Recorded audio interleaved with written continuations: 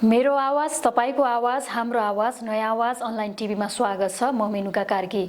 जति पेट्रोलियम पदार्थको मूल्य बढाउँछ उति घाटामा जान्छ आयल निगम। आयल निगम एउटा यस्तो सरकारी संस्थान हो जसको काम कर्तव्य र अधिकार भनेको पटक पटक मूल्य वृद्धि गराउने, जति पटक मूल्य वृद्धि गराउँछ उति पटक घाटाको विवरण सार्वजनिक गर्ने हो। आयल निगमले पटक पटक मूल्य वृद्धि गराउने विषय कुनै नयाँ होइन, तर भारतमा पेट्रोलियम पदार्थको मूल्य घट्दासम्म पनि नेपालमा भने पटक पटक मूल्य वृद्धि गरेर उपभोक्ताको ढाड सेक्दै आइरहेको छ। एक हप्तामा सरकारले 20 रुपैयाँले पेट्रोलियम पदार्थको मूल्य वृद्धि गरेर जनताको ढाड सेक्ने काम गरिरहेको छ। इन्धनमा मूल्य वृद्धि भएसँगै नेपाल वायु सेवा सञ्चालक सङ्घले हवाई भाडामा समेत वृद्धि गरेको छ। सङ्घले आउँदो बुधबारदेखि लागू हुने गरी भाडा बढाएको हो। इन्धनको मूल्य बढेसँगै सङ्घले हवाई भाडा पनि बढाएको जनाएको छ। नेपाल आयल निगमले आइतबार राति 12 बजेदेखि नै लागू हुने गरी सम्पूर्ण इन्धनको मूल्य बढाएको हो। हवाई इन्धनमा आन्तरिक तर्फ प्रति लिटर 10 रुपैयाँले वृद्धि गराएको हो। हप्तामा यति धेरै मूल्य वृद्धि गर्दा पनि नेपाल आयल निगम भने अझै घाटामै रहेको भनिएको छ। पेट्रोलियम पदार्थमा भएको मूल्य वृद्धिले अन्य क्षेत्रमा पनि महँगी बढ्न सक्ने भन्दै सरकारको चर्को आलोचना भइरहेको छ। यातायातको भाडा दर बढ्ने र ढुवानी शुल्क बढेपछि दैनिक उपभोग्य वस्तुको मूल्य समेत आकर्षणीय छ। छोटो समयमा पेट्रोलियममा एक पटक पटक मूल्य वृद्धि भएको भन्दै विभिन्न सङ्घ संस्था, नागरिक समाज, राजनीतिक दल सम्बद्ध सङ्गठनको विरोध गरिरहेका छन्। भारतले कर कम गरेर इन्धनमा मूल्य घटाएको भोलिपल्टै नेपालमा पेट्रोल, डिजेल र मट्टीतेलमा प्रति लिटर 10 रुपैयाँ बढाइएको छ। अब पेट्रोलको मूल्य प्रति लिटर 180 रुपैयाँ, डिजेल र मट्टीतेलको मूल्य 163 रुपैयाँ पर्ने भएको छ। खाना पकाउने एलपी ग्यासमा प्रति सिलिन्डर 200 बढाएर 1800 पुर्याएको छ। जनतालाई राहत दिन्छौँ भन्दै सरकारमा आएको सत्ता गठबन्धन यति बेला जनतालाई महँगीको उपहार दिन व्यस्त छ। विभिन्न बहानामा इन्धनको भाउ बढाएर हैरान बनाएको सरकारले अहिले इन्धनको मूल्यमा नयाँ कीर्तिमान नै कायम गरेको छ। इन्धनको मूल्य अन्य वस्तु जस्तो होइन, यसमा हुने हरेक उतार चढावको असर समग्र उपभोग्य वस्तुमा पर्दछ। सोही कारण यति बेला समग्र रूपमा नै मूल्य वृद्धि आकर्षिएको छ। यो अवस्था आउँदा समेत राजनीतिक दलहरू मौन बसेका छन्। चुनावमा गठबन्धन गरेर जनमत आफ्नो पक्षमा सफल पारेको खुसी मनाउने व्यस्तताका बीच इन्धनको मूल्य भने बढाइएको छ। सत्ता सञ्चालनमा खासै ध्यान दिन नसकेको वर्तमान सरकारले यति बेला जनतालाई मर्कामा पार्ने गरी इन्धनको मूल्य बढाएको हो। इन्धनको मूल्य बढाउँदा समग्र वस्तुको ढुवानी खर्च बढ्ने र यसले मुद्रास्फीतिलाई बढावा दिने तथ्यलाई व्यवस्था गर्दै सरकारले पछिल्लो 7 महिनामा मात्र 10 पटक इन्धनको मूल्य बढाइसकेको छ। गठबन्धनबाट बनेको शेरबहादुर देउवा नेतृत्वको वर्तमान सरकार गठन भएको यस बीचमा पेट्रोलियम पदार्थ मूल्यमा 11 पटक वृद्धि गरेको छ। 2078 साल असार 29 मा शेरबहादुर देउवाले प्रधानमन्त्रीको शपथ ग्रहण गर्दा उपभोक्ताले पेट्रोलको मूल्य प्रति लिटर 129 रुपैयाँ र डिजेलको मूल्य प्रति लिटर 112 रुपैयाँ तथा खाना पकाउने एलपी ग्यासको मूल्य 1425 रुपैयाँ प्रति सिलिन्डर थियो। अन्तर्राष्ट्रिय बजारको हावा दिँदै गरिएको यो अत्याचारले जनता भने आजित भएका छन्।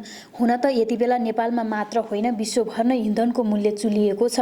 तर नेपालमा भने सरकारले इन्धनमा अत्याधिक कर लिँदा यसको असर आम नागरिकको दैनिकीमा परेको छ।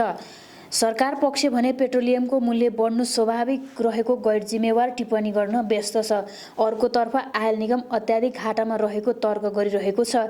117 रुपैयाँमा खरिद गरेको पेट्रोल 180 मा बिक्री गर्दा पनि कसरी घाटा हुन्छ भन्ने प्रश्न पनि पेचिलो बनेको छ। यता विगतमा 1-2 रुपैयाँ भाउ बढ्दा सडकमा आउन हतार गर्ने विद्यार्थी सङ्गठनहरू समेत अहिले सरकारको अत्याचार विरोध गरेको जस्तो मात्रै गरिरहेका छन्।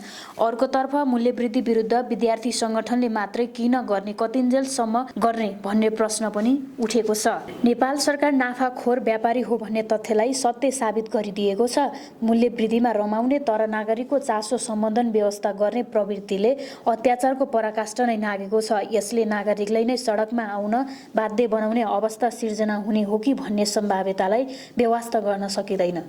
बजार मूल्य अचाकले बढिरहँदा सरकारले कर घटाउन कुनै चासो दिएको छैन। निगमको विवरण अनुसार आइओसीबाट प्रति लिटर 117 रुपैयाँ 18 पैसामा खरिद गरेको पेट्रोलमा प्रति लिटर 63 रुपैयाँ 23 पैसा कर शुल्क लाग्छ। त्यस्तै 134 रुपैयाँ 54 पैसामा खरिद गरिएको डिजेलमा 45 रुपैयाँ 91 पैसा कर लाग्दै आएको छ। त्यसमा ढुवानी भाडा, निगमको प्रशासनिक खर्च, बिमा खर्च, निगमको प्राविधिक नोक्सानी, विक्रेता कमिसन जोडेर उपभोक्तालाई थप मारमा थुपरिरहेको छ। यस शीर्षकमा उठाइने शुल्क परिमार्जन गर्नुपर्ने आवाज उठ्दै आएको छ।